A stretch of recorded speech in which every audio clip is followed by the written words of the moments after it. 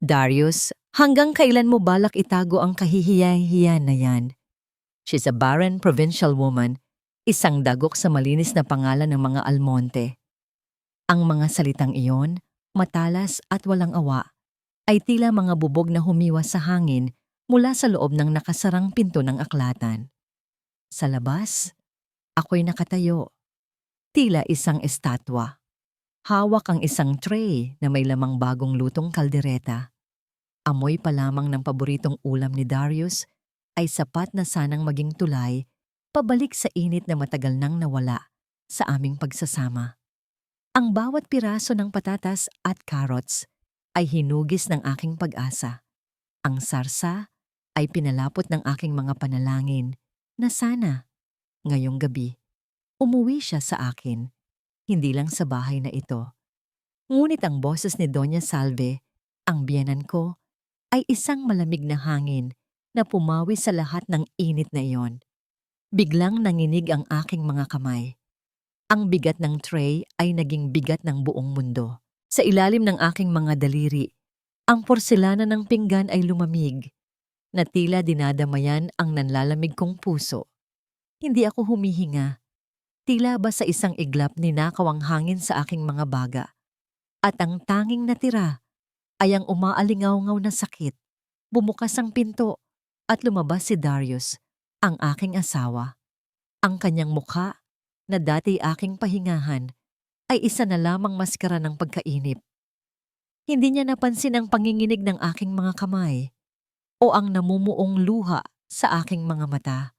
Ang tingin niya ay dumaan lamang sa akin na para bang ako'y bahagi lamang ng mamahaling palamuti sa pasilyo. "Lyria, what's this?" tanong niya. Ang boses ay patag. Nagmamadali ako. May bigla ang meeting sa opisina, I have to go. Hindi niya hinintay ang aking sagot. Nilagpasan niya ako. Dala ang amoy ng kanyang pabango na dati ay aking kinahuhumalingan, ngunit ngayoy tila lason na sumasakal sa akin. Naiwan akong nakatayo roon. Hawak ang pagkaing niluto ko ng may buong pagmamahal, habang pinapanood siyang maglakad palayo. Papalayo sa akin. Papalayo sa amin. Ang kaldereta ay nanatiling hindi nagalaw sa hapagkainan. Isang tahimik na saksi sa isa na namang gabing ako'y mag-iisa. Habang nililigpit ko ang mga pinggan, ang bawat kalansing ay tila isang panunumbat. Pinilit kong maging manhid. Pinilit kong isipin na bukas, baka sakali, magiging mas mabuti ang lahat. Nang inayos ko ang mga unan sa sofa kung saan madalas umupo si Darius, may isang bagay na dumulas mula sa pagitan ng mga ito. Isang telepono. Ngunit hindi ito ang telepono niya. Ito ay bago, makintab, at hindi pamilyar. Ang kuryosidad, na may halong takot, ang nag-udyok sa aking mga daliring pindutin ang screen. At doon, sa isang iglap, gumuho ang lahat ng natitira sa aking mundo. Ang wallpaper ay hindi larawan ko o larawan naming dalawa. Iyon ay larawan niya. Masayang masaya, katabi ang isang babaeng napakaganda at sa pagitan nila ay isang batang lalaki na may ngiting katulad ng kay Darius nung una kaming magkakilala. Isang perpektong pamilya, isang pamilyang hindi ako kasali. Napaatras ako, napasandal sa pader. Ang aking mga daliri ay nag-swipe sa screen na para bang may sariling isip. Bumungad sa akin ang isang gallery ng kaligayahan na ninakaw mula sa akin. Mga kaarawan, mga Pasko, mga bakasyon sa beach, 5 taon ng mga alaala na hindi ko alam na umiral pala. Ang huling sampal ay dumating sa anyo ng isang text message mula sa babae, isang kalista. Ang mga salita ay simple, normal, at iyon ang lalong nagpadurog sa akin. Love, huwag kalimutan ang gatas ni Junior. See you later. Gatas, isang pang-araw-araw na habilin sa pagitan ng mag-asawa, isang simbolo ng buhay na pinagsasaluhan nila, isang buhay na ako ang tagalabas. Doon, sa dilim ng malawak na sala, binitawan ko ang telepono. Gumawa ito ng mahinang tunog nang bumagsak sa makapal na karpet, ngunit sa loob ko, Ang tunog ng pagkasira ay nakabibingi. Binalot ko ng mga braso ang aking sarili, yumukod sa isang sulok ng kusina, ang lugar kung saan ibinuhos ko ang 6 na taon ng aking paglilingkod. Walang luhang dumaloy. Ang sakit ay masyadong malalim para sa mga luha. Ang tanging liwanag ay nagmumula sa screen ng telepono. Ang larawan ng masayang pamilya ni Darius ay tila isang mapanuksong apoy sa gitna ng aking pagkawasak. Sa 6 na taon na ibinigay ko ang lahat, ang pangarap, ang kabataan, ang bawat hibla ng aking pagkatao, ito lang pala ang halaga ko, isang anino na kailangang itago habang ang tunay niyang pamilya ay naliligo sa liwanag? Walang saysay ang pagtulog. Paano ka pipikit kung ang mismong dilim sa iyong isipan ay mas nakakatakot kaysa sa dilim ng gabi?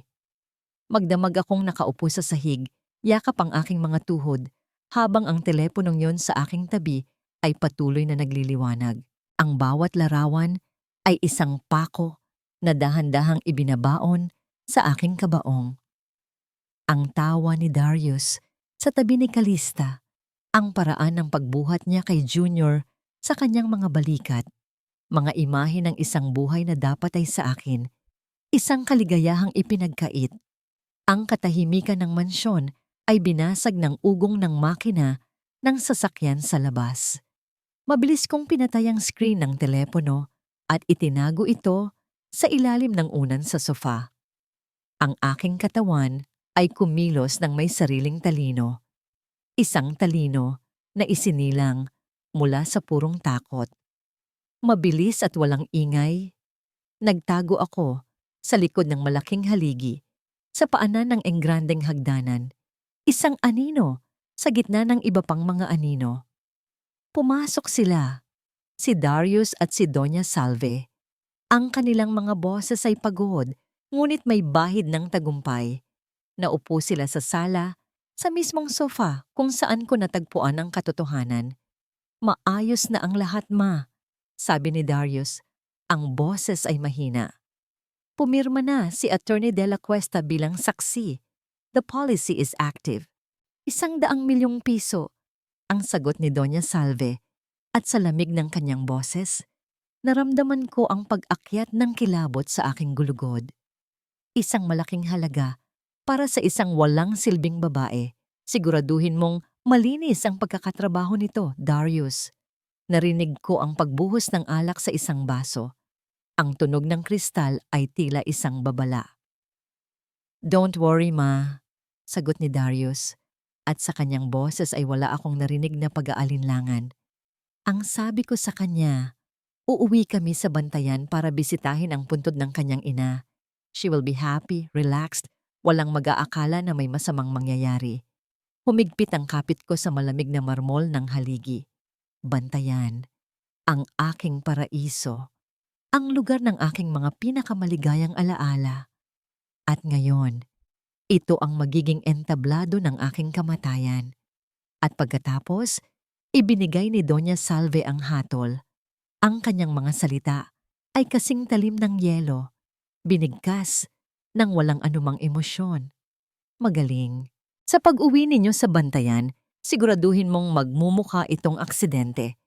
Isang nalunod na asawa na pagod na sa buhay. At pagkatapos, malaya ka na para pakasalan si Calista at bigyan ng buong pangalan ng apo ko. Sa sandaling iyon, isang bagay sa loob ko ang tuluyang namatay. Ang Lyria na umiyak dahil sa kaldereta, ang Lyria na umasa sa pagmamahal, wala na siya. Sa kanyang lugar, isang kakaibang lamig ang gumapang, at kasabay ng lamig na yon, isang mainit na likido ang pumatak sa aking pisngi. Isang butil ng luha, ngunit hindi ito luha ng pighati. Ito ay luha ng isang masakit na pagkamulat. Ang halaga ko pala, ang 6 na taon ng pagsisilbi, ang bawat dasal, ang bawat pangarap na binitawan, ang katumbas lang pala ng lahat ng yon ay 100 milyong piso. Hinintay kong umakyat sila sa kani-kanilang silid. Bawat yabag nila sa hagdanan ay parang martilyong pumupukpok sa aking sentido. Nang bumalik na ang katahimikan, dahan-dahan akong lumabas sa aking pinagtataguan. Ang aking mga binti ay nanginginig. Ngunit ang aking mga hakbang ay tiyak. Pumasok ako sa aming silid, ang lugar na dati simbolo ng aming mga pangarap. Dumiretso ako sa salamin. Ang babaeng nakatingin sa akin ay hindi ko nakilala. Ang kanyang mga mata ay walang laman, malalim, na para bang nakatanaw na sa kabilang buhay at nakabalik. Ang dating kislap ng pag-asa ay napalitan ng isang madilim at matatag na apoy. Hinawakan ko ang kwintas na gawa sa sigay na bigay ng aking ama, ang nag-iisang bagay na dala ko mula sa bantayan. Ang init nito sa aking palad ay isang paalala ng buhay na simple, tapat, at puno ng pagmamahal na tunay. Ipinangako ko sa kanya at sa aking sarili na hindi dito magtatapos ang lahat. Hindi nila ako papatayin. Hindi nila ako buburahin na parang isang pagkakamali. Tumingin ako sa aking refleksyon sa huling pagkakataon at bumulong sa katahimikan ng gabi. Isang panunumpa na tanging ako lang ang nakarinig. Hindi ako mamamatay. Ang panunumpa ay madaling bigkasin sa dilim, ngunit sa pagdating ng umaga, ang bigat ng katotohanan ay tila isang malaking bato na nakadagan sa aking dibdib.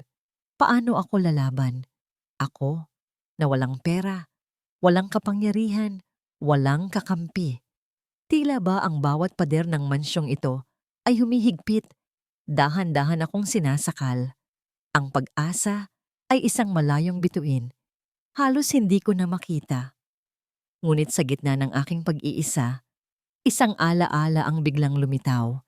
Isang kwentong madalas ikinukwento ng aking ama habang kami nag-aayos ng kanyang lambat sa dalampasigan ng bantayan.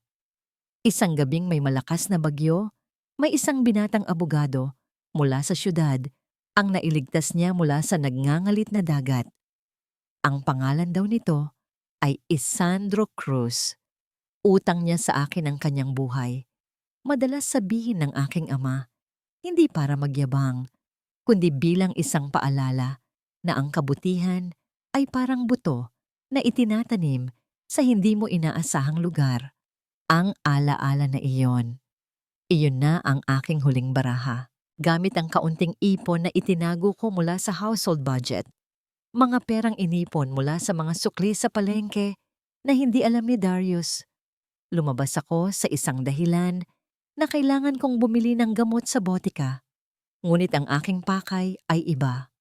Pumasok ako sa isang maliit na tindahan at bumili ng pinakamurang telepono at isang bagong SIM card. Sa loob ng isang pampublikong banyo, nanginginig ang mga kamay kong sinimulang hanapin ang kanyang pangalan sa internet. Attorney Isandro Cruz, Cebu. Lumabas ang mga resulta. Isa na siyang retiradong abogado, ngunit may nakalista pa ring numero ng kanyang lumang opisina. Ang aking puso ay kumakabog ng napakabilis na tila gustong kumawala sa aking dibdib. Paano kung hindi na ito gumagana? Paano kung hindi niya na ako matandaan? Nagdasal ako sa lahat ng santo na kilala ko at tinawagan ng numero. Ang bawat pagring ay tila isang taon ng paghihintay.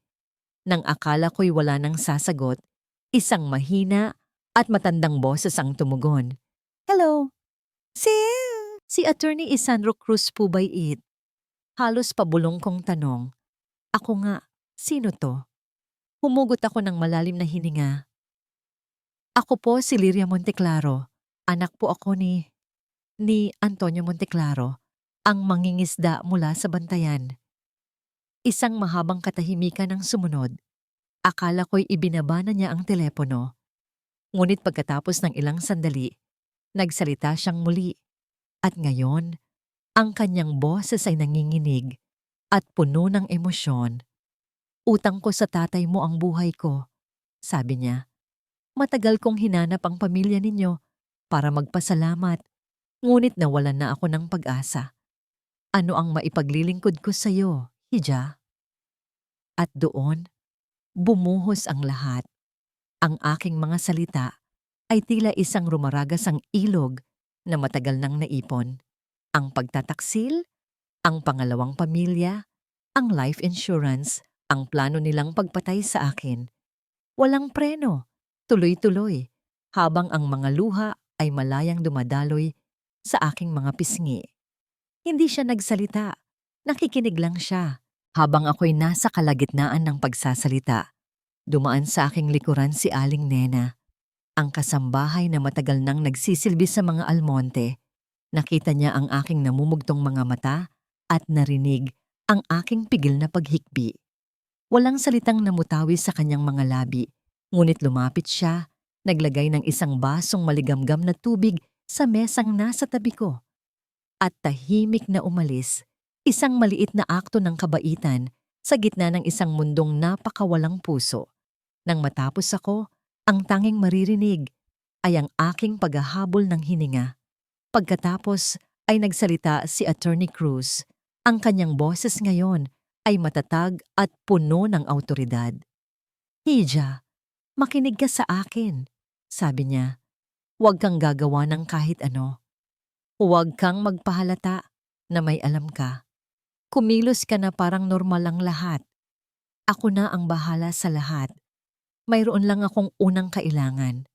Umpisahan natin sa pinakamahalagang bagay, ang bahay na tinitirhan mo." Naguluhan ako.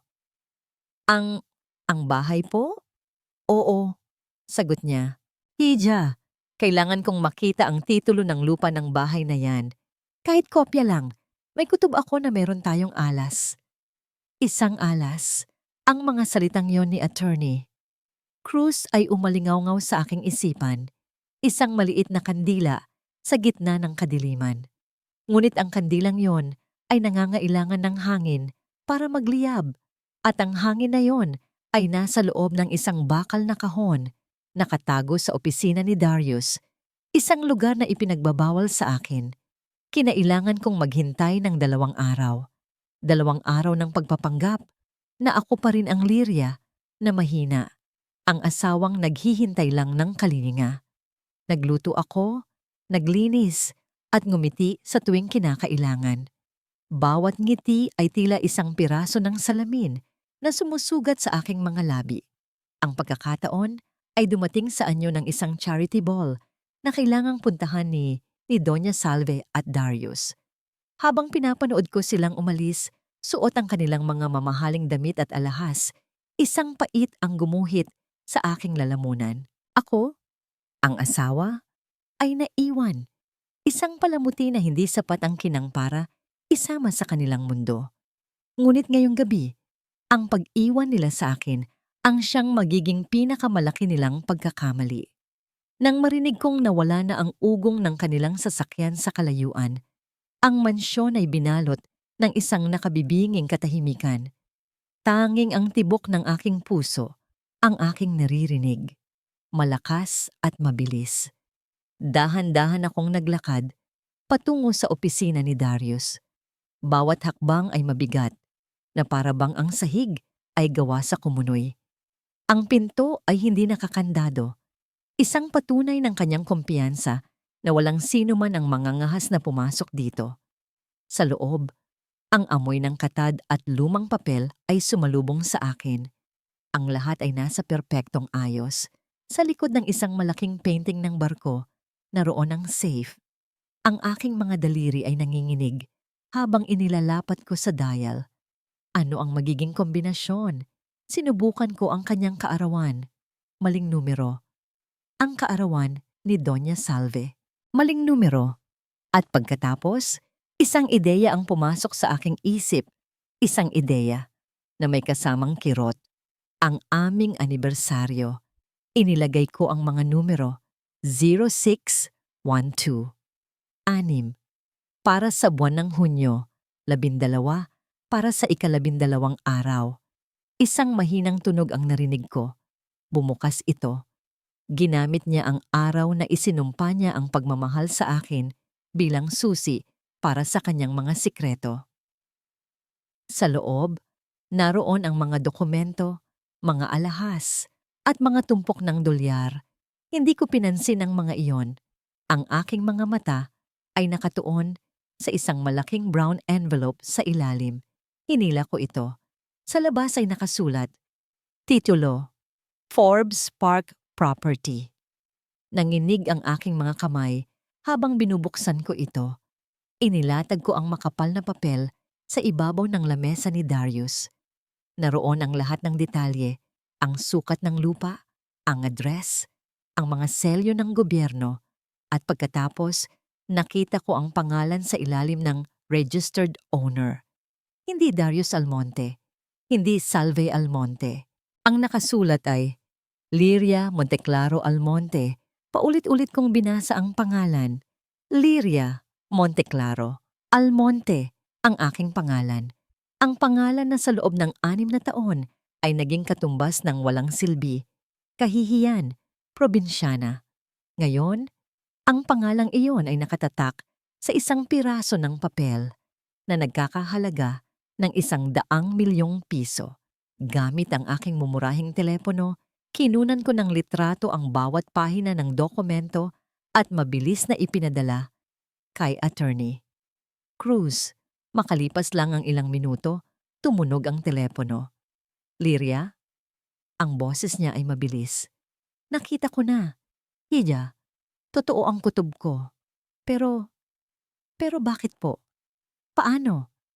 Maraming posibleng dahilan, paliwanag niya. Maaring para makaiwas sa buwis o para itago ang ari-arian mula sa mga kaaway sa negosyo. Ilang taon na ang nakalipas. Ginamit ka niya dahil para sa kanya, ikaw ang pinakaligtas na taguan. Isang asawang sunod-sunuran na sa kanyang palagay ay walang alam at walang kakayahang kumilos. Ang kanyang pagmamaliit sa iyo, Hija, iyan ang magiging alas natin. Pagkatapos ng tawag, ibinalik ko ang lahat sa dati. Isinara ko ang safe, ibinalik ang painting, walang bakas na naiwan. Ngunit habang nakatayo ako, sa gitna ng kanyang opisina, isang bagay sa loob ko ang nagbago. Tumingin ako sa paligid ng malawak na silid, sa mga mamahaling kasangkapan, sa mga bintanang salamin na tanaw, ang kumikinang na syudad. Hindi na ito ang kulungan ko. Ang bawat pader, bawat sahig, bawat piraso ng bubong na nagbigay sa akin ng lilim habang ako'y umiiyak ay pag-aari ko. Ito ang aking kaharian at ang hari na nakaupo sa trono ay hindi alam na anumang oras maaari ko na siyang patalsikin. Ang kapangyarihan ay isang mabigat na sikreto. Araw-araw, gumigising ako na alam kong hawak ko sa aking mga palad ang isang bombang orasan, ngunit kailangan kong kumilos na para bang ang tanging hawak ko ay isang basahan at walis. Nagsimula ang pinakamahirap na papel na gagampanan ko sa aking buhay, ang pagiging ang dating Liria. Liria, bakit parang nasunog ang kanin? Ang mataray na tanong ni Doña Salve isang umaga. Dati, ang mga salitang iyon ay sapat na para manginig ang aking mga kamay at yumuko ang aking ulo. Ngunit ngayon, huminga ako ng malalim, ipinikit ang aking mga mata at isinuot ang aking maskara. Patawad po, Mama. Nanginginig po kasi ang mga kamay ko kanina. Sabi ko, ang boses ay mahina at puno ng pagsisisi. Hindi na po mauulit. Nakita ko ang isang munting nangisi sa kanyang mga labi. Kasiyahan. Nasisiyahan siyang makita akong nagdurusa at sa unang pagkakataon, hindi ako nasaktan. Sa halip, ginamit ko ang kanyang kasiyahan bilang kalasag. Hayaan mo siyang isipin na nananalo siya. Hayaan mo siyang isipin na unti-unti na akong nadudurog. Sa mga sumunod na araw, naging anino ako sa sarili kong pamamahay. Sumunod ako sa bawat utos. Tinanggap ang bawat panlalait ng walang imik. Sinadya kong magmukhang pagod at walang pag-asa. Kapag tinatanong ako ni Darius kung bakit ako matamlay, sinasabi kong masama lang ang aking pakiramdam. At naniniwala siya. Bakit naman hindi? Para sa kanya, ako ay isang bukas na aklat na may iisang pahina lamang. Ngunit sa likod ng maskarang iyon, ang aking mga pandama ay mas matalas kaysa dati. Habang naglilinis ng opisina ni Darius, hindi ko na lang inaalis ang alikabok. Pinakikinggan ko ang bawat pag-uusap niya sa telepono. Mga pangalan ng kumpanya, mga numero ng transaksyon, mga hinaing tungkol sa pagbagsak ng merkado. Lahat ay itinatatak ko sa aking isipan. Isang gabi, habang naghahain ako ng hapunan, naririnig ko silang nag-uusap tungkol sa isang Project Neptune na tila nagkakaproblema. Kung hindi natin makukuha ang deal na yon sa Lunes, babagsak ang stocks ng Almonte Maritime, sabi ni Darius, ang boses ay puno ng pag-aalala. Gamit ang mumurahing kong telepono, habang naghuhugas ng pinggan, pasimple kong itinala ang pangalang yon sa isang draft message, Project Neptune. Ang hindi inaasahang kakampi ay dumating sa anyo ni Aling Nena. Nakikita niya ang lahat. Isang hapon, habang nag-iisa ako sa kusina, lumapit siya. Ma'am Lyria, mag-ingat po kayo. Bulong niya habang nagkukunwaring nagpupunas ng lamesa. Laging may lason sa pulot pukyutan. Hindi ko man direktang sinabi sa kanya ang aking mga problema. Naramdaman kong naiintindihan niya. Mula noon, naging mata at tainga ko siya. Siya ang nagkukuwento kung sino ang mga bisitang dumarating kapag wala ako. Kung ano ang mga ibinubulong-bulong ng mga katulong. Bawat impormasyon ay isang piraso ng puzzle na dahan-dahan kong binubuo. Ang pinakamalaking pagsubok sa aking pag-arte ay dumating ng hindi inaasahan. Isang hapon, dumating si Tita Lorna, ang pinsan ni Doña Salve, na mahilig sa chismis at may matang parang agila. Aba, Lyria, hiya, namumutla ka yata, sabi niya, habang sinusuri ako mula ulo hanggang paa. Huwag mong pabayaan ang iyong sarili. Baka lalong magsawa sa'yo si Darius. Ngumiti lang ako, isang matamlay na ngiti. Pagod lang po, tita. Ngunit habang papalabas na siya ng pinto, narinig ko ang kanyang bulong kay Doña Salve. May kakaiba sa kanya, Salve. Ang mga mata niya, parang may apoy na nakatago. Kinilabutan ako. May nakapansin. Muntik na akong mahuli. Nang gabing iyon, habang nakatingin sa salamin, pinraktis kong patayin ang apoy sa aking mga mata. Ibaon ito sa pinakamalalim na bahagi ng aking kaluluwa. Ang maskara ay dapat maging perpekto dahil sa isang maling galaw, ang lahat ng aking pinaghirapan ay magiging abo. Ang bawat araw ng pagpapanggap ay tila isang lason na dahan-dahang kumakalat sa aking sistema. Ngunit hindi ko alam na may isang lason na literal na palang nananalaytay sa aking dugo sa loob ng maraming taon. Isang umaga, nakatanggap ako ng isang text message mula kay Attorney Cruz. Maikli lang ang mensahe. Nahanap ko na siya. Kailangan mo siyang makausap. Mag-ingat ka. Kasama sa text ang isang pangalan at isang address, Maribel Quiñones, at ang pangalan ng isang maliit na coffee shop sa Quezon City, Maribel Quiñones. Pamilyar ang pangalan. Pagkatapos ng ilang sandali, naalala ko. Siya ang head nurse sa fertility clinic na pinuntahan namin ni Darius noong mga unang taon ng aming pagsasama. Ang klinika kung saan, buwan-buwan, ay sinasabihan akong huwag kang mag-alala, Mrs. Almonte. Subok lang ng subok. Gumawa ako ng dahilan na kailangan kong mamalengke at sa unang pagkakataon, sa loob ng maraming taon, nag-commute ako. Ang bawat usok ng jeepney at ingay ng syudad ay isang paalala ng mundong matagal ko nang tinalikuran. Naramdaman ko ang takot, ngunit kasabay nito, isang kakaibang pakiramdam ng kalayaan. Sa coffee shop, isang babaeng nasa mga 40 na may mga mata ng isang taong binabagabag ng konsensya ang naghihintay sa akin. Si Maribel, mas matanda na siya ngayon. May mga puting hibla na sa kanyang buhok. Mrs. Almonte, bati niya. Halos hindi makatingin sa aking mga mata. Lyria na lang, sabi ko.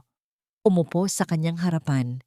Nag-umpisa siyang magkuwento ng paikot-ikot tungkol sa kanyang pagreretiro, sa kanyang mga apo Ngunit hindi ko siya pinutol.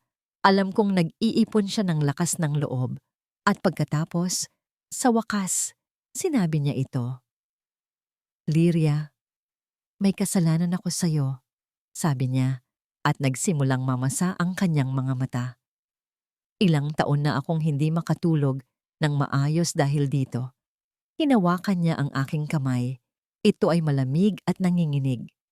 Noong mga panahong nagpupunta kayo sa klinika, walang problema sa'yo, Lyria. You were perfectly healthy. Kumunot ang noo ko. Pero sabi ng doktor, ang doktor ay binayaran. Pagputol niya, binayaran ng biyenan mo. Ang hangin sa aking baga ay biglang nawala. Ano? Ang mga vitamins na itinuturok sa'yo buwan-buwan? Patuloy niya, habang ang mga luha ay tuluyan ng bumuhos sa kanyang mga pisngi. Hindi yon bitamina. Isa yung gamot na pansamantalang nagiging sanhi ng infertility. Every month, we were poisoning your chances of having a child. At ang nag-utos, ang nagbayad para sa lahat, ay si Doña Salve Almonte. Sa sandaling iyon, ang mundo ko ay hindi gumuho. Ito ay sumabog. Ang sakit na naramdaman ko noong nakita ko ang larawan ni Calista at ng anak niya ay walang-wala, kumpara sa apoy na biglang nagliyab sa kaibuturan ng aking kaluluwa. Hindi lang nila ako niloko, hindi lang nila plinano ang aking kamatayan. Ninakaw nila sa akin ang isang bagay na mas mahalaga pa sa buhay, ang pagkakataong maging isang ina. Ang bawat luhang ibinuhos ko sa loob ng 6 na taon dahil sa akala kong pagkukulang ko, ang bawat dasal na inalay ko para sa isang anak. Lahat pala ay isang malaking kasinungalingan. Isang masakit na komedya na sila ang nagsulat at ako ang kawawang bida. Bakit? Bakit ngayon mo lang sinabi? Ang tanging salitang lumabas sa aking bibig, ang boses ko ay basag. Dahil natakot ako, sagot niya. Pero nang tawagan ako ni Attorney Cruz, sinabi niyang nasa panganib ang buhay mo. Hindi ko na kayang dalhin ito sa aking konsensya. Lyria, patawarin mo ako. Inabot niya sa akin ang isang brown envelope. Hindi ko na naitago ang orihinal, pero ito ang kopya ng iyong medical records. Ang reseta para sa gamot na ibinibigay sa'yo. Nakapirma doon ang pangalan ng doktor at may petsa. Ito na lang ang maitutulong ko. Hindi ako nagsalita. Kinuha ko ang envelope. Ang galit sa loob ko ay napakainit, napakadalisay, na tila pinaso nito ang lahat ng aking luha. Wala nang natira. Tanging isang nagyayelong determinasyon. Tumayo ako para umalis. Lyria, tawag niya. Mag-iingat ka sa kanila. Mga demonyo sila. Tumingin ako sa kanya at sa unang pagkakataon, nakita niya ang apoy sa aking mga mata na minsan nang napansin ni Tita Lorna. Alam ko, sagot ko, at ang demonyo ay sinusunog lamang ng apoy na mas malaki kaysa sa kanya. Pagka-uwi ko sa mansyon dala ang ebidensya mula kay Maribel, hindi na ako ang Lyria na pumasok sa coffee shop kanina. Ang bawat anino sa pasilyo ay tila yumuyukod sa aking pagdaan. Ang hangin ay tila humihinto upang magbigay daan. Ang maskara ng pagpapakumbaba ay naroon pa rin sa aking mukha. Ngunit sa likod nito, ako na ang reyna na naghahanda para sa digmaan. Kinagabihan, nagkulong ako sa banyo, ang tanging lugar kung saan ako sigurado na walang makakarinig. Tinawagan ko si Attorney Cruz. Hawak ko na, sabi ko. Ang boses ay matatag at walang bahid ng panginginig. Ang ebidensya, ang lahat ng kailangan natin. Narinig ko ang kanyang malalim na paghinga sa kabilang linya. Magaling, Lyria. Napakagaling. Ngayon na ang tamang oras para sa susunod na hakbang. Handa ka na ba? Ipinanganak po yata ako para dito, sagot ko. Ang kapangyarihan mo ay nasa titulong yan, paliwanag niya. Ngunit ang titulo ay papel lamang. Kailangan nating gawin itong isang sandata. Kailangan nating ibenta ang bahay. Ang pagbebenta ng paraiso, ang pagbebenta ng kulungang gawa sa ginto, at marmol. Ang ideya ay tila isang panaginip. Pero paano po? Malalaman nila. Dito na ako papasok, sabi ni Attorney Cruz. Mayroon akong kliyente, isang foreign investor na matagal nang naghahanap ng property sa Forbes Park. Handa siyang magbayad ng cash at higit sa lahat, handa siyang gawin ang transaksyon ng mabilis at tahimik. Gagamitin natin ang power of attorney na pinirmahan mo sa akin. Ako ang haharap sa kanya. Ang kailangan ko lang ay ang iyong huling oo. Wala akong pag-aalinlangan. Gawin po ninyo. Ang mga sumunod na araw ay ang pinakamahaba at pinakamapanganib sa lahat. Habang si Attorney Cruz ay abala sa pakikipag-ugnayan sa mamimili. Ako naman ay nabubuhay sa tabi ng mga taong anumang oras ay maaaring kumitil sa aking buhay. Kumikilos ako ayon sa kanilang mga gusto, habang sa isip ko, binibilang ko na lang ang mga araw. Isang Biyernes ng hapon, habang nag-aayos ako ng mga bulaklak sa florera, tumunog ang aking sikretong telepono. Isang maikling mensahe mula kay Attorney Cruz. Tapos na. The funds are secure in the trust account. 100 milyong piso. Ang numero ay napakalaki. Halos hindi kayang unawain ng aking isip na sanay lamang magbilang ng mga barya. Napahawak ako sa gilid ng lamesa para suportahan ang aking mga tuhod na biglang nanlambot. Malaya na ako. Mayroon na akong pondo para sa digmaan. Tumawag si Attorney Cruz pagkalipas ng ilang minuto. Nasa atin na ang pera, Lyria. Sabi niya. Ngayon, mayroon tayong dalawang pagpipilian. Una, maaari kang tumakas, magtago at magsimula ng bagong buhay. Ito ang pinakaligtas na daan. Tahimik lang akong nakikinig. Ang ikalawa, patuloy niya, ay mas mapanganib. Pero ito ang magbibigay sa kanila ng hustisyang nararapat. Nalaman ko na may problema sa Project Neptune ng Almonte Maritime. Dahil dito, bumagsak ang kanilang stocks. Ito na ang pagkakataon. Ano pong gagawin natin? Gagamitin natin ang isang bahagi ng pera para bilhin ang mga stocks na yon sa mas mababang halaga sa pamamagitan ng isang third-party firm. Hindi nila malalaman na tayo ang nasa likod nito. Sa isang iglap, Lyria, magiging isa ka sa mga may-ari ng kumpanyang itinayo sa iyong mga luha. Ang paghihiganti, hindi lang pagtakas, kundi ang makita silang bumagsak gamit ang kapangyarihan na sila mismo ang nagbigay sa akin. Gawin po natin ang ikalawang opsyon, sabi ko, ang boses ay buo at walang pag-aalinlangan. Nang gabing iyon, habang nakahiga sa kama, katabi ang lalaking nagplano ng aking kamatayan, ipinikit ko ang aking mga mata. Ngunit hindi kadiliman ang aking nakita. Ang nakita ko ay ang nagliliyab na gusali ng Almonte Maritime. At sa ibabaw nito, nakatayo ako, hindi bilang biktima, kundi bilang ang bagyo na wawasak sa lahat.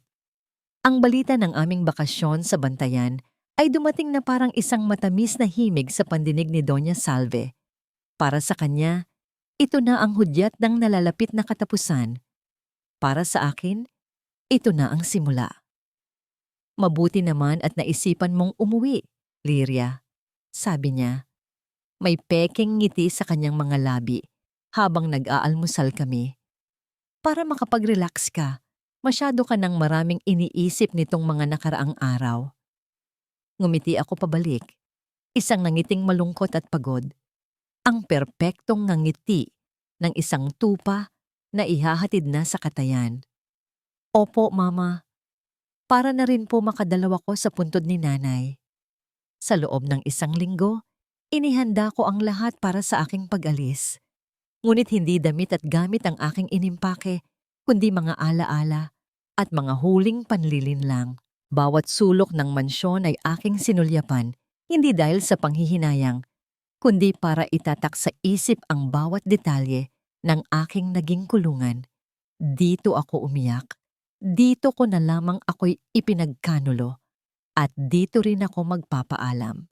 Gabi bago ang aming nakatakdang pag-alis, sinulat ko ang aking huling obra maestra, isang liham Isinulat ko ito gamit ang aking pinakamagandang sulat kamay sa isang mamahaling stationery na kinuha ko sa opisina ni Darius. Darius, mahal ko, patawarin mo ako kung nitong mga nakaraang araw ay naging malayo ako sa'yo. Marami lang akong iniisip, ngunit ang pag-uwi natin sa bantayan ay isang biyaya. Ito na ang pagkakataon para kalimutan ang lahat at magsimulang muli. Pangako, pagbalik natin, gagawin ko ang lahat para maging ang asawang nararapat para sa'yo. Mahal na mahal kita, higit pa sa buhay ko. Nagmamahal. Liria, maingat kong tiniklop ang sulat at inilagay ito sa ibabaw ng unan sa gilid ng kama kung saan siya natutulog. Ito ang aking alibay. Ang patunay na umalis akong puno ng pag-asa at pagmamahal, hindi ng takot o pagdududa. Isang perpektong biktima. Kinabukasan, habang nasa sasakyan kami papuntang airport, ang hangin ay mabigat sa hindi nabibigkas na mga salita. Si Doña Salve, na nagpumilit na ihatid kami, ay nakangiti. Si Darius ay tahimik, ang kanyang mga mata ay nakatuon sa daan, ngunit ramdam ko ang kanyang pagkabalisa. At ako, nakatingin lang sa labas ng bintana, pinapanood ang pagdaan ng mga gusali ng Makati sa huling pagkakataon. Wala na ang sakit, wala na ang galit. Ang nararamdaman ko na lang ay isang kakaibang kapanatagan na tila isang sundalo na tinanggap na ang kanyang kapalaran sa gitna ng digmaan. Tiningnan ko sila. Ang babaeng nagnakaw sa aking pagkakataong maging ina. Ang lalaking kumuha ng aking kabataan at ngayon ay gusto ring kunin ang aking buhay. Hindi na sila mga halimaw sa aking paningin. Sila ay mga taong kaawa-awa na sa kanilang kasakiman ay sinira hindi lang ang aking buhay, kundi pati na rin ang kanilang mga kaluluwa. Pagdating sa airport, ang lahat ay tila kumikilos sa ilalim ng tubig. Mabagal. Bawat hakbang ay may bigat. Habang papalapit kami sa departure gate, huminto ako. Sandali, sabi ko. Ang boses ay mahina. Gagamit lang ako ng banyo. Parang nasusuka ako. Nag-aalalang tumingin si Darius. Samahan na kita. Huwag na. Mabilis kong sagot. Kaya ko. Mauna na kayo sa loob. Susunod ako agad. Nakita ko ang pag-aalinlangan sa kanyang mga mata. Ngunit tumango rin si Doña Salve. Hayaan mo na siya. Baka nerbiyos lang. Bilisan mo, Liria. Baka maiwan tayo ng eroplano. Iyon ang huling mga salitang narinig ko mula sa kanya. Tumango ako at naglakad patungo sa direksyon ng banyo. Ngunit hindi ako doon lumiko. Nagpatuloy ako sa paglakad, papalayo, hanggang sa marating ko ang kabilang terminal. Bawat hakbang ay mas magaan kaysa sa nauna. Bawat metro ay isang hakbang papalayo sa aking madilim na nakaraan at isang hakbang papalapit sa isang kinabukasang hindi ko pa alam kung ano. Sa labas ng arrival area, isang itim na kotse ang naghihintay. Pagbukas ng pinto, naroon si Attorney Cruz. Isang maliit at magalang na ngiti ang nasa kanyang mga labi. Handa ka na ba, Liria? Tanong niya. Pumasok ako sa kotse at isinara ang pinto. Sa pag-andar ng sasakyan, tumingin ako pabalik sa gusali ng airport. Naisip ko sila. Naghihintay sa loob. Hindi alam na ang tupang kanilang inaalagaan para sa sakripisyo ay isa na palang lobo na tuluyan ng nakatakas. Ang unang oras ng aking kalayaan ay ginugol sa katahimikan, habang ang sasakyan ay mabilis na bumabagtas sa kahabaan ng SLEX, papalayo sa syudad. Ang tanging maririnig ay ang tibok ng aking puso. Sa kabilang banda, sa airport, alam kong nagsisimula na ang kaguluhan. Siguradong naghahanap na sila ngayon. Sabi ni Attorney Cruz na tila nababasa ang aking isipan. Tatawagan nila ang telepono mo, ngunit nakapatay na yon. Magtatanong sila sa mga gwardiya. At pagkaraan ng isang oras, kapag hindi ka na nila mahanap at tinawag na ang kanilang flight, doon magsisimula ang kanilang pag-aalala. Hindi ito pag-aalala dahil sa pagmamahal, ito ay pag-aalala ng mga kriminal na nawawala ang ebidensya ng kanilang krimen. Dinala ako ni Attorney Cruz sa isang ligtas na lugar, isang ang tahimik na rest house sa Tagaytay na pag-aari ng isang pinagkakatiwalaan niyang kliyente. Ang lamig ng hangin at ang tanawin ng Bulkang Taal ay tila isang yakap mula sa kalikasan, isang lunas sa mga sugat na hindi nakikita. Doon, sa loob ng 3 araw, nagtago ako mula sa mundo. Samantala, sa Manila, ang plano ay umaandar na parang isang perpektong makina. Unang araw, sinimulan ni Attorney Cruz na ipaalam sa mga tamang tao ang tungkol sa pagbebenta ng bahay. Isang anonymous tip ang ipinadala sa Board of Directors ng Almonte Maritime na nagsasabing ang CEO nila ay biglang nagbenta ng kanyang pangunahing ari-arian. Ito ay naghasik ng unang binhi ng pagdududa at pangamba sa kanilang hanay. Ikalawang araw, ang balita ng pagkawala ko ay nagsimula ng kumalat. Tumawag si Darius sa mga pulis, ngunit dahil sa liham na iniwan ko, itinuring itong isang kaso ng isang asawang naglayas, hindi isang kidnapping. Ang kanilang investigasyon ay mabagal at walang direksyon. Kasabay nito, ang balita ng Project Neptune na tuluyang bumagsak ay lumabas sa mga pahayagan ng negosyo. Ang stocks ng Almonte Maritime ay bumulusok pababa. Ikatlong araw, dumating ang huling dagok, isang formal na request para sa isang emergency shareholders meeting ang isinumite ni Attorney Cruz sa ngalan ng isang misteryosong grupo ng mga investor na ngayon ay nagmamay-ari na ng malaking porsyento ng kumpanya. Ang petsa ng pulong, kinabukasan, ng gabing iyon, habang si Darius at Doña Salvi ay nahaharap sa isang bangungot na sila mismo ang gumawa, ako naman ay naghahanda para sa aking pagbabalik. Pumasok sa aking silid ang isang babaeng hindi ko kilala. Ako po si Anya, sabi niya. Pinadala po ako ni Attorney. Dala niya ang malalaking maleta. Sa loob, naroon ang mga damit na hindi ko kailanman pinangarap na isuot. Mga business suit na may perpektong tahi, mga sapatos na may mataas na takong, isang simpleng perlas na kwintas. Sabi po ni Attorney, sabi ni Anya habang sinusuklay at inaayos ang aking buhok, kailangan daw po ninyong magmukhang ang reyna na babawi sa kanyang trono. Sa loob ng ilang oras, ang babaeng probinsyana na may mga kalyo sa kamay ay dahan-dahang naglaho. Pinalitan siya ng isang babaeng hindi pamilyar, kahit sa aking sariling mga mata. Ang kanyang buhok ay nakapusod ng maayos. Ang kanyang muka ay may magaang kolorete na nagtatago sa mga gabing walang tulog. At ang kanyang mga mata niya ay hindi na nagpapakita ng takot. Tanging determinasyon, humarap ako sa salamin. Ang lirya na nakatingin sa akin ay hindi na ang lirya na umalis ng mansyon. Ito ang lirya na isinilang mula sa apoy ng pagtataksil. Ito ang Liria Almonte, hindi ang asawa, kundi ang kalaban. Tumunog ang telepono. Si Attorney Cruz. Bukas na ang araw ng paghuhukom, Liria. Sabi niya, handa ka na ba? Tumingin ako sa aking refleksyon sa babaeng hindi ko akalaing kaya kong maging. Huminga ako ng malalim at ibinuga ang lahat ng natitirang pag-aalinlangan. Oras na. Ang conference room ng Almonte Maritime ay malamig at tahimik, ngunit ang tensyon sa loob ay halos hiniwa ng kutsilyo.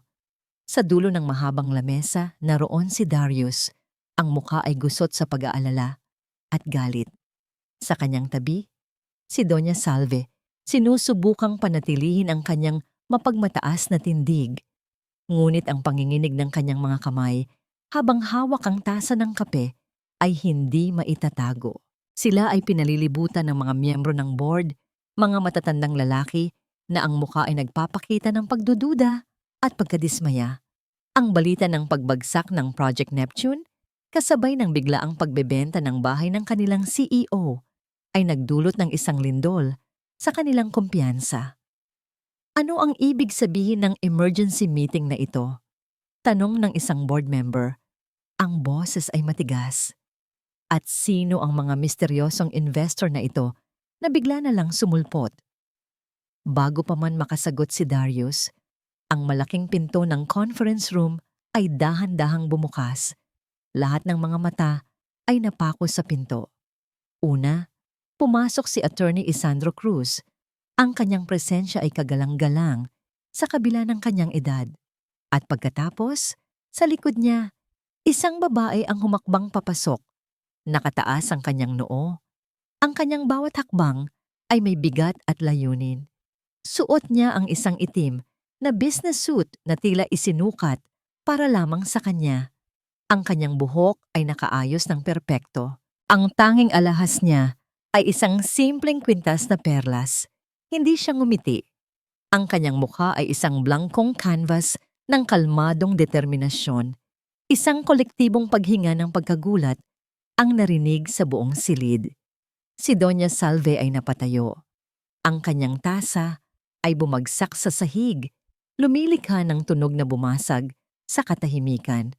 Si Darius ay napako sa kanyang upuan, ang kanyang bibig ay bahagyang nakabuka. Ang kanyang mga mata ay nanlalaki sa hindi paniniwala. Lyria? Ang pangalan ko ay isang pabulong na sumpa mula sa kanyang mga labi. Naglakad ako, kasama si Attorney Cruz, patungo sa bakanteng upuan sa kabilang dulo ng lamesa, diretsong kaharap ni Darius. Umupo ako ng dahan-dahan, inilagay ang aking mga kamay sa ibabaw ng makintab na lamesa at tiningnan siya ng diretso sa mata. Magandang umaga sa inyong lahat, sabi ni Attorney Cruz. Ang kanyang boses ay malinaw at malakas. Ako si Attorney Isandro Cruz at narito ako bilang kinatawan ng bagong major shareholder ng Almonte Maritime. Itinuro niya ako.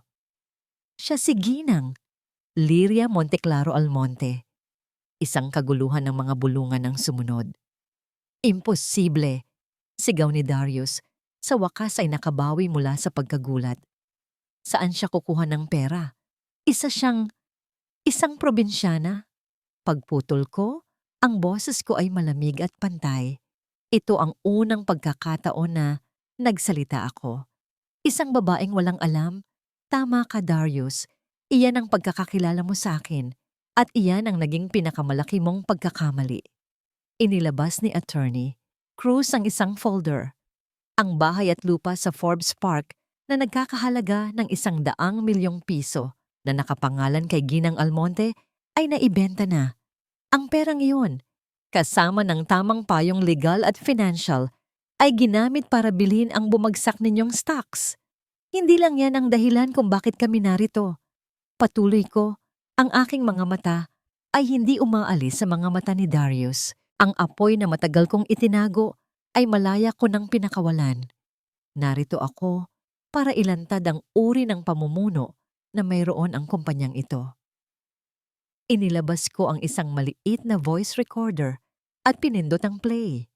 Ang boses ni Doña Salve ay umalingaw-ngaw sa silid, malinaw at nakakakilabot. Siguraduhin mong magmumukha itong aksidente. Isang nalunod na asawa na pagod na sa buhay. Ang mukha ni Doña Salve ay nawalan ng lahat ng kulay.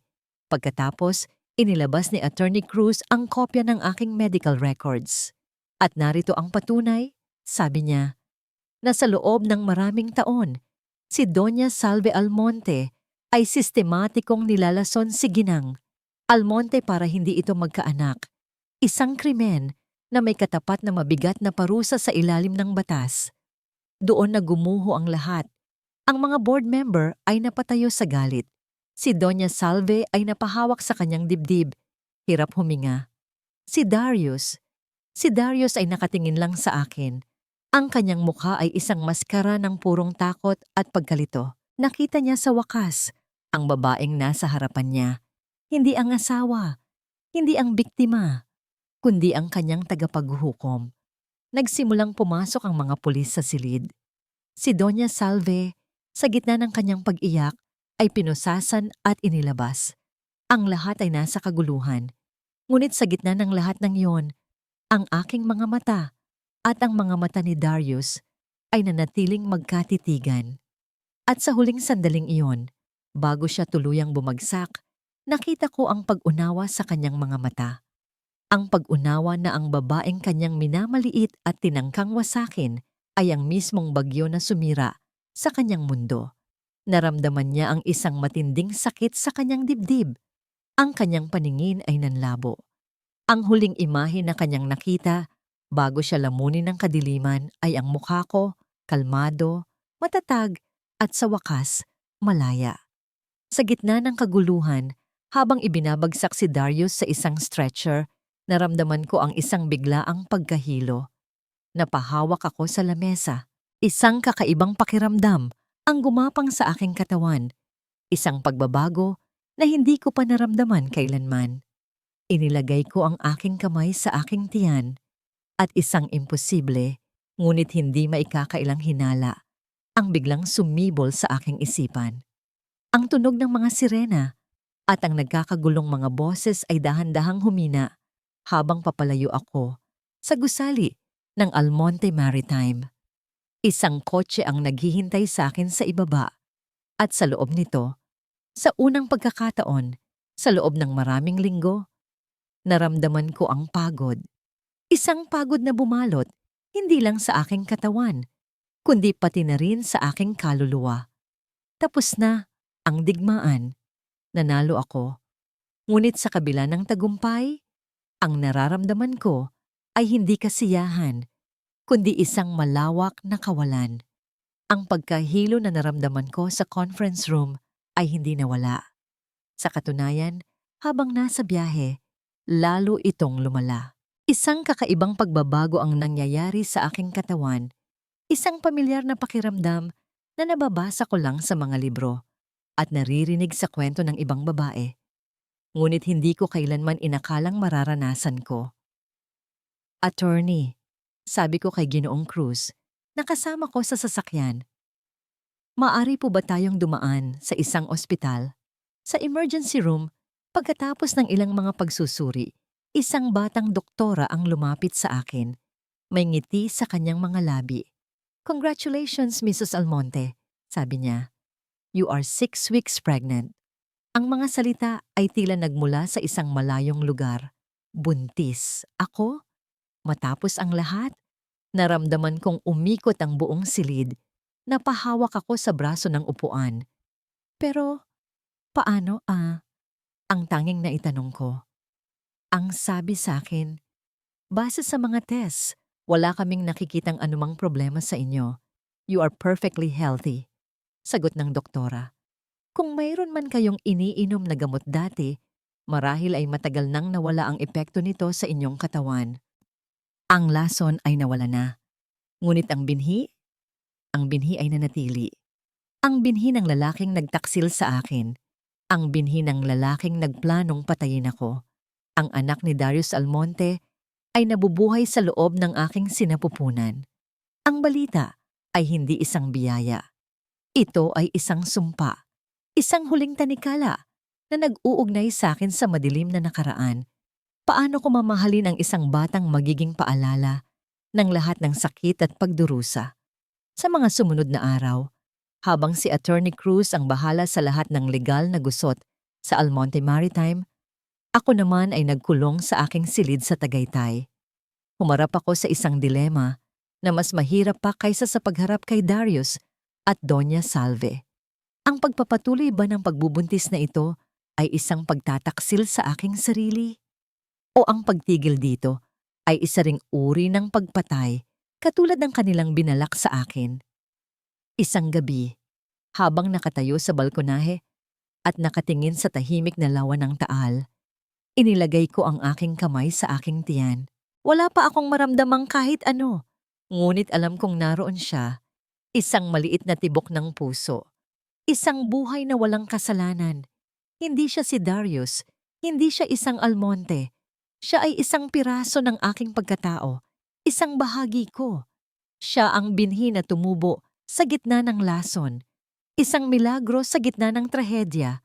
At sa sandaling iyon, ang lahat ng aking pag-aalinlangan ay naglaho.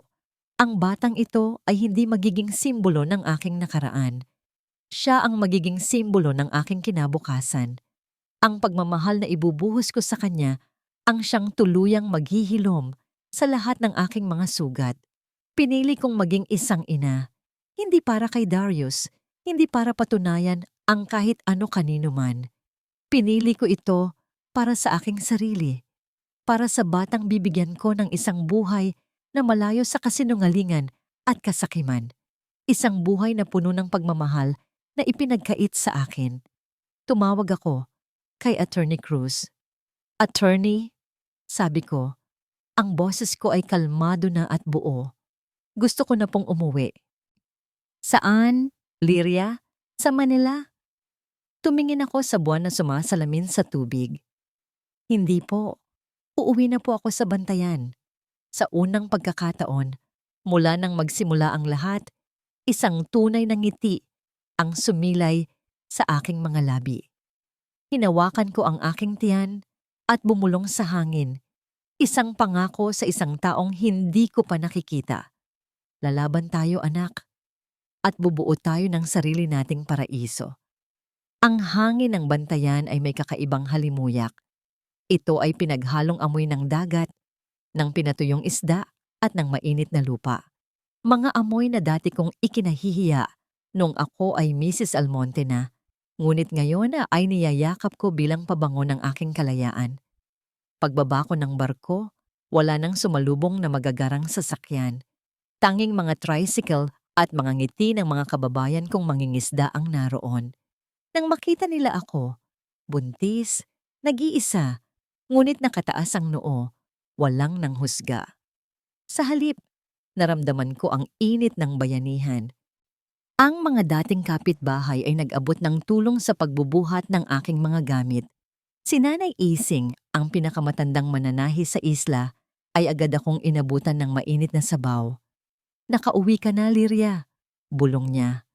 At sa mga simpleng salitang iyon, naramdaman kong tunay na akong ligtas. Gamit ang perang nakuha ko, hindi ako nagpatayo ng mansyon. Bumili ako ng isang simpleng lupain, malapit sa dagat, at nagpatayo ng isang maaliwalas na bahay na gawa sa kawayan at bato. Ngunit hindi doon natapos ang aking plano.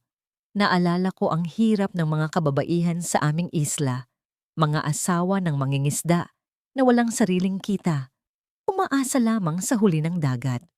Itinatag ko ang Habi ng Pag-asa, isang kooperatiba para sa mga kababaihan. Muli naming binuhay ang sining ng paghahabi gamit ang mga materyales na likas sa aming isla. Ako ang namahala sa disenyo at marketing gamit ang aking natutunan sa Maynila.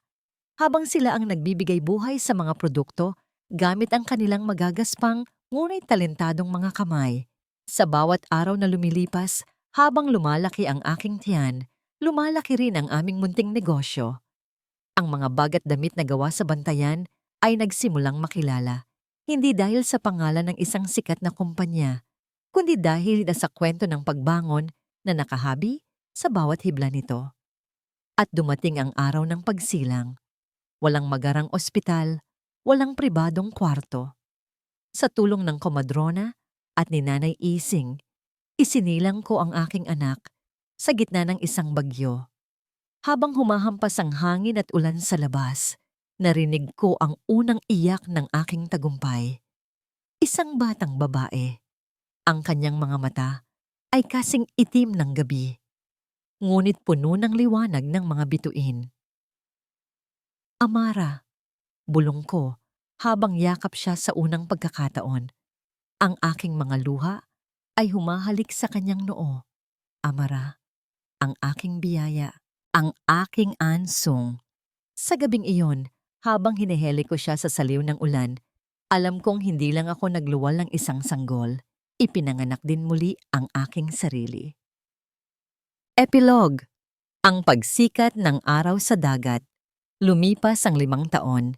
Ang Habi ng Pag-asa ay isa na ngayong kilalang tatak, hindi lang sa Pilipinas, kundi pati sa ibang bansa. Ngunit sa kabila ng tagumpay, nanatili akong nakatapak sa lupa ng Bantayan. Isang hapon, dumating si Attorney Cruz Mas matanda na at may tungkod na, ngunit matalas pa rin ang isip. Dala niya ang huling balita mula sa mundong aking iniwan. Wala na si Doña Salve.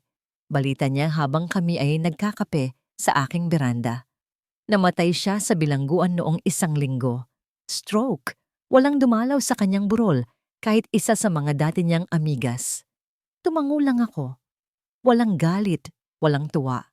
Tanging awa para sa isang babaeng namatay na puno ng laso ng puso. At si Calista? Tanong ko. Naglaho na parang bula. Sagot niya. Ang huling balita. Nagtatago siya sa probinsya dahil sa dami ng utang. Ang perang nakuha niya sana kay Darius ay naubos din agad. Bumalik siya sa kahirapang pilit niyang tinatakasan. Huminga ako ng malalim.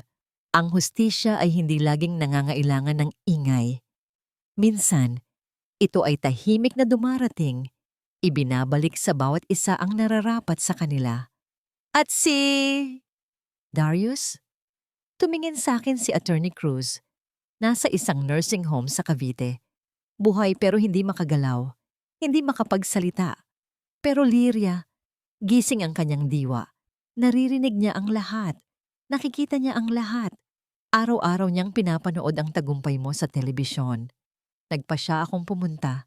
Isang huling beses. Ang nursing home ay malinis, puti at amoy gamot. Sa isang pribadong kwarto, nakahiga si Darius. Ang dati niyang makisig na katawan ay payat na at nanghihina. Nang pumasok ako, ang kanyang mga mata ay dahan-dahang dumilat. Nang makita niya ako, nakita ko ang pagtatangka niyang magsalita.